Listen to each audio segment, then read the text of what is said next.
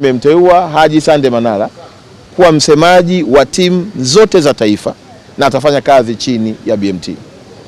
Haji Manara atakuwa na kazi ya kublandi timu zetu za taifa. Atakuwa na kazi ya kuonyesha vipaji tulivyo navyo. Atakuwa na kazi ya kupeleka ujumbe juu ya taaluma hii na kipaji tulichonacho kama taifa, ili kuchochea hamasa na kuwafanya vijana wawe proud na nchi yao na wawe proud na vipaji walivyokuwa navyo. Nafahamu ya kwamba wako vijana wengi wanajua kucheza kutoka Mtwara, kutoka Mwanza, kutoka Arusha, kutoka Mbeya, kutoka Songea, kutoka hapa Dodoma, kutoka katika maeneo yote.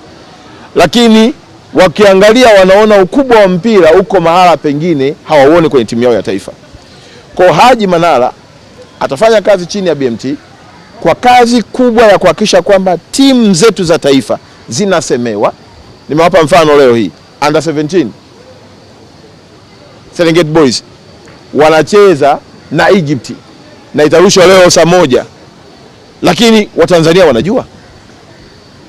Unafahamu ya kwamba Tanzanite Queen wamequalify kwenda World Cup, Tanzania inajua. Unafahamu ya kwamba timu yetu ya Taifa Star sasa hivi iko kwenye mazoezi na mwalimu ameshasuka kikosi, Watanzania wanajua.